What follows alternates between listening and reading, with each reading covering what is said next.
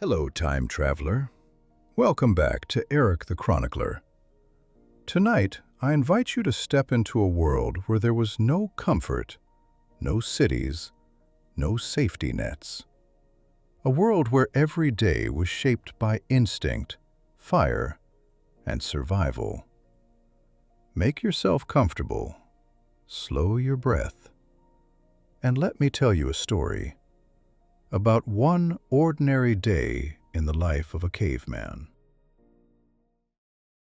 Before the sun rises above the forest, the cave is still filled with night.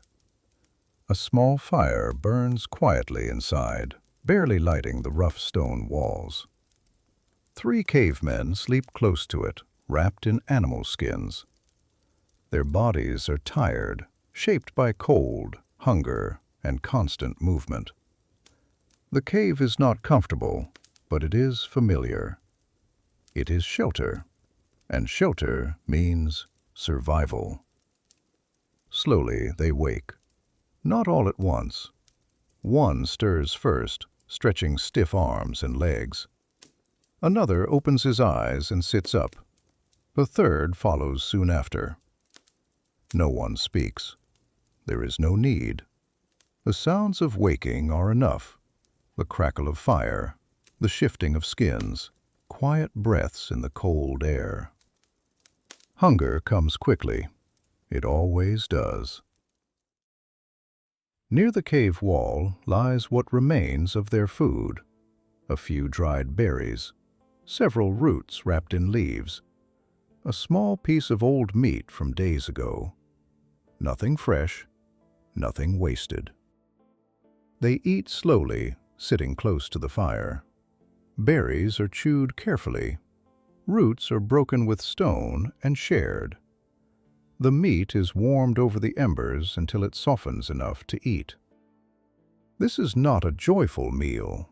It is routine, fuel for the body. When the food is gone, there is no feeling of fullness, only understanding. It will not be enough for long. One of them looks toward the cave entrance. The darkness outside is changing. The night is ending. Morning is coming. They know what this means. After eating, they begin to prepare. Stone tools are checked and sharpened. Spears are inspected, their tips scraped and tested. Animal skins are tightened and adjusted. These movements are calm and practiced, learned over many seasons. Each tool carries memory of hunts, of mistakes, of survival. Soon they step out of the cave. The forest is still mostly dark. Tall trees stand like silent shadows. The air is cold and heavy. Somewhere far away, an animal moves, unseen. The ground is soft beneath their feet, damp with night moisture. Every step is careful. Every sound matters. As they move deeper into the forest, the night slowly begins to loosen its grip. The sky lightens just a little. Not day yet, only the promise of it. The forest changes color almost invisibly. Black turns to deep blue. Blue softens into gray. Shapes become clearer. Trunks, branches, stones on the ground. They walk for a long time. No talking, only listening. Their eyes follow the forest floor. Their bodies move as one, weaving between trees, stepping over roots, avoiding dry branches. This path is not marked, but it is known. They have walked it many times before. As they move forward, the forest wakes with them. Birds begin to stir. Leaves shift in a light morning wind. The smell of earth grows stronger. Somewhere above, the first thin rays of sunlight push through the canopy, breaking the darkness into pieces. They move slowly between the trees, scanning the forest floor and low bushes. Hands brush aside leaves.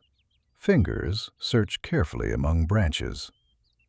Small clusters of berries appear, dark, ripe, familiar. They pick only what they know, what has fed them before, what will not harm. The berries are placed into a woven pouch. Not many, just enough. Food found, not taken. A gift from the forest, accepted with care. One of them stops. A raised hand. The others freeze instantly. In the soft ground ahead, pressed deep into the soil, are tracks. Large, heavy, fresh. A bear. They crouch low and study the marks. Fingers trace the edges. The depth tells them the weight. The spacing tells them the pace. The direction tells them the path. The trail leads forward. They follow slowly. The forest now stands between night and morning. Long shadows stretch across the ground. Mist hangs low near the earth. Light moves gently between the trees, touching leaves, revealing details that were hidden moments before. Each step along the trail brings tension. Broken branches, flattened grass, claw marks on bark, signs left without intention, yet clear to those who know how to read them. They stop often. They listen. They smell the air. Time stretches. The forest feels alive around them. Not hostile, not friendly, simply watching. The hunters are part of it, not separate from it. Finally, the trees begin to thin. The darkness is gone now. Morning has arrived. Ahead lies a small clearing, bathed in soft golden light. Tall grass moves gently in the breeze. And there, calm and the hunt begins.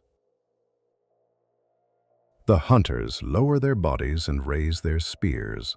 The fight is fast and dangerous. Stone meets flesh. Pain meets instinct. Generations of experience guide their movements. Then it is over. The bear lies still. There is no celebration, only heavy breathing. Respect. Life has been taken, so life can continue. They work quickly. The meat is prepared, the hide is removed. Fat is saved. Bones are kept. Nothing is wasted. The load is heavy as they begin the journey back, but their steps feel lighter. When they return to the cave, smoke rises gently from the entrance. The fire is still alive.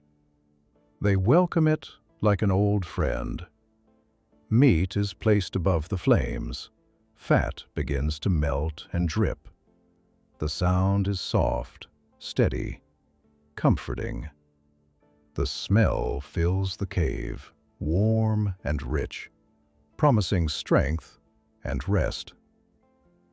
They sit close to the fire, shoulders relaxed now, bodies finally allowed to slow down. They eat in silence at first. Hands move automatically, teeth tear into cooked meat. Warmth spreads through their chests and limbs. The exhaustion of the day settles deep into their bones, earned. After a while, the silence changes. One of them makes a sound, short, sharp, imitating the bear's roar. Another answers, exaggerating the movement of the charge. The third laughs, a rough, breathy sound, and adds his own gestures. They retell the hunt without words. Fear becomes humor. Danger becomes memory. Memory becomes story. As the fire burns lower and the cave fills with soft shadows, one of them stands. He moves toward the wall. From the fire, he takes a piece of charcoal. From the ground, he gathers earth rich with color, red, brown, black. He begins to draw. First, the shapes are simple, lines, curves. Then they become clearer. Animals appear, familiar forms passed down through generations. These drawings are not decoration, they are knowledge. Scientists believe such cave paintings were used to remember hunts, teach the young, and connect the group through shared experience. They were stories made permanent, lessons written in stone. Tonight, a new image takes shape. A bear, large and powerful. 3 hunters, raised spears. Movement captured in stillness. This drawing is not just about today. It is about survival, about cooperation, about understanding the world and their place within it. The others watch silently. They know this moment matters. The day is no longer just a memory. It is now part of the cave, part of them, part of those who will come after. The fire slowly fades. They lie down beneath the drawings, wrapped once more in animal skins. Outside, the forest breathes, ready for another cycle of darkness and light. Inside the cave, surrounded by warmth, story, and shared life, sleep returns. I hope you enjoyed this journey into the deep past. If this story brought you a sense of calm, curiosity, or wonder, consider subscribing to Eric the Chronicler. Many more journeys through time are still waiting for us. Until next time, sleep well.